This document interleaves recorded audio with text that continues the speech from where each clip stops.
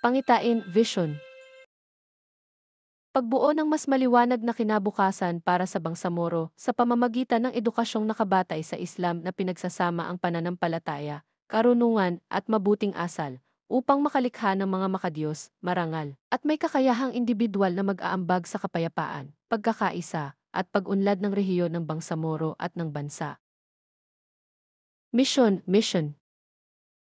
Itaguyod ang edukasyong pang-Islam at makabago para sa bawat Bangsamoro upang hubugin ang isang komunidad na may matibay na pananampalataya, may kakayahang intelektual, at may malasakit sa kapwa, lipunan at bansa.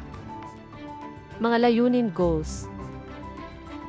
Mapahusay ang edukasyong nakabatay sa Quran at Sunnah upang maituro ang wastong pananampalataya at asal. Maisulong ang inklusibong kurikulum na tumutugon sa pangangailangan ng iba't ibang tribo at kultura sa Bangsamoro. Maglinang ng mga lider at tagapagturo na may mataas na antas ng kaalaman at makataong pag-ugali. Maabot ang kapayapaan at kaunlaran sa pamamagitan ng edukasyon na nagbibigay diin sa pagkakaisa, hustisya at karunungan. Mahubog ang kabataang Bangsamoro na may kababaang loob, karunungan at kakayahang makibahagi sa pambansa at pandaigdigang hamon.